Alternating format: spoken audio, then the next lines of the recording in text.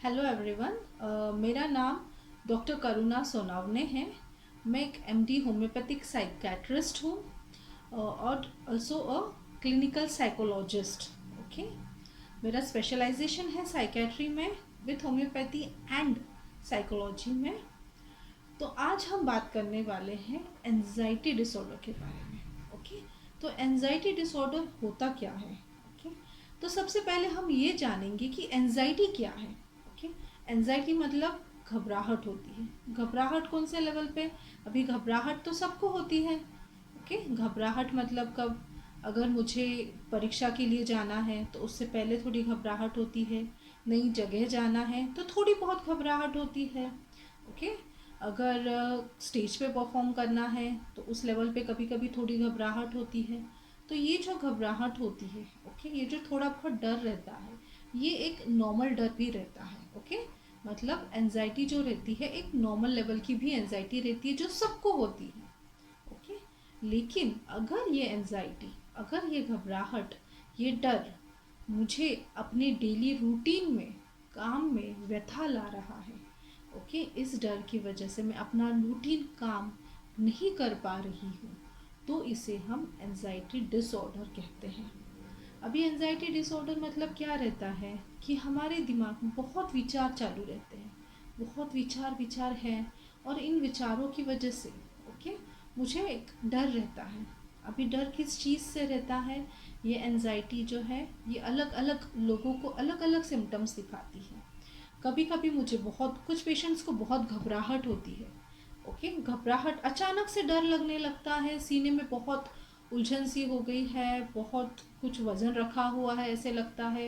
कभी कभी ऐसे लगता है पेट में बहुत मरोड़ के आया है। ओके, और इतना मरोड़ के आता है कि मुझे जाके मोशंस के लिए जाना पड़ता है। ओके, उसके बाद में अच्छा लगता है। और कभी कभी कुछ पेशेंट्स को बहुत पाल्पिटेशंस होते हैं। पाल्पिटेशंस मतलब बहुत सीने में धड़ धड़ धड़ धड़ होता है। ओके, हाथ पैर कांपने लगते हैं, पसीने छूटते हैं।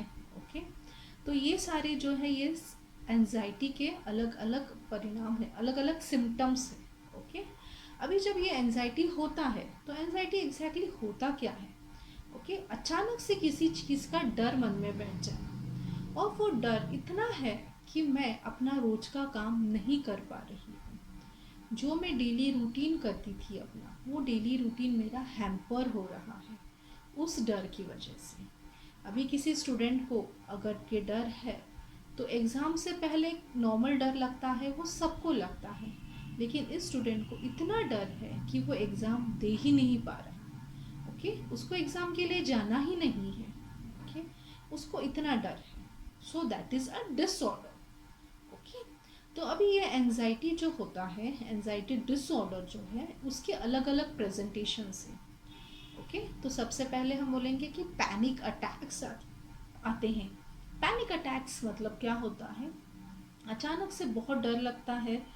ओके, सीने में धड़धड़ होता है, पाल्पिटेशंस जैसे महसूस होता है, बहुत पसीने छूटते हैं, कुछ समझ में नहीं आता है उस टाइम हम क्या कर रहे हैं। ओके, पैनिक सिचुएशन में चले जाते हैं।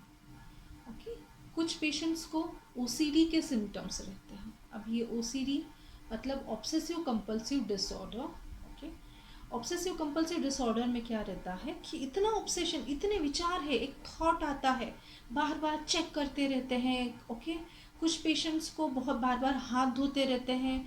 कुछ पेशेंट्स बार बार जाके चेक करते हैं मैंने उसको लॉक किया है या नहीं किया, गैस का बटन चालू रखा है या दरवाज़ा लॉक किया या नहीं किया।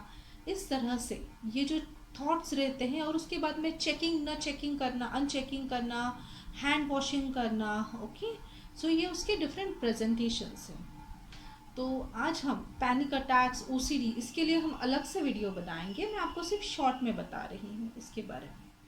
तो अभी ये जो एंजाइटी डिसऑर्डर है, इसका ट्रीटमेंट पार्ट क्या रहता है?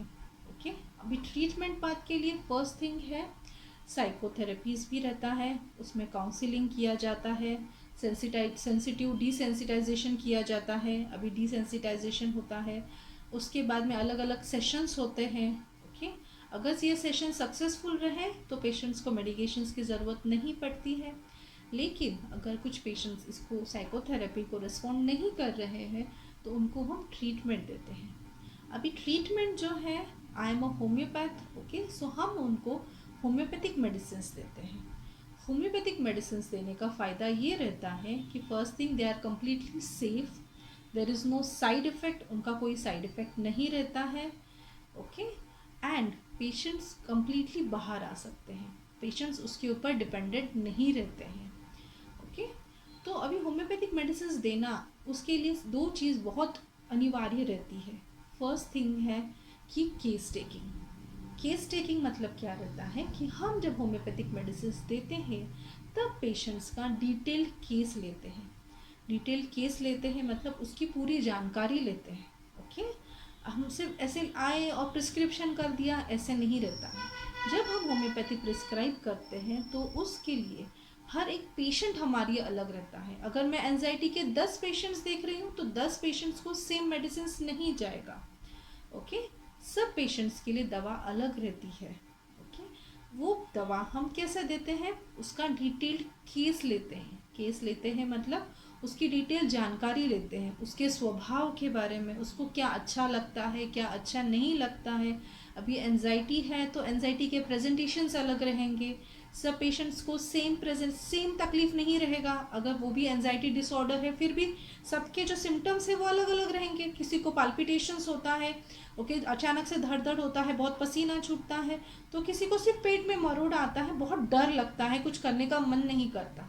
तो हर किसी के सिम्टम्स अलग अलग रहते हैं, ओके। तो उस हिसाब से दवाई भी चेंज होता है, इसीलिए हम पेशेंट्स का डिटेल्ड केस लेते हैं, ओके।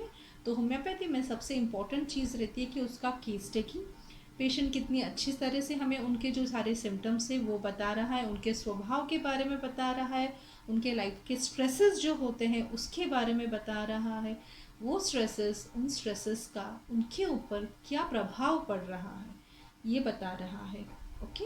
आफ्टर केस टेकिंग हम उनको मेडिसिन देते हैं, ओके, होम्योपैथिक दवाइयाँ देते हैं उनको। होम्योपैथिक दवाई के बाद में उनके फॉलोअप्स लेते हैं और over a period of time patients की एंजाइटी लेवल्स या सिम्टम्स जो है वो कम हो जाते हैं। अभी आप सेकेंड क्वेश्चन रहेगा कि कितना टाइम लगता है पेशेंट्स को ठीक होने में।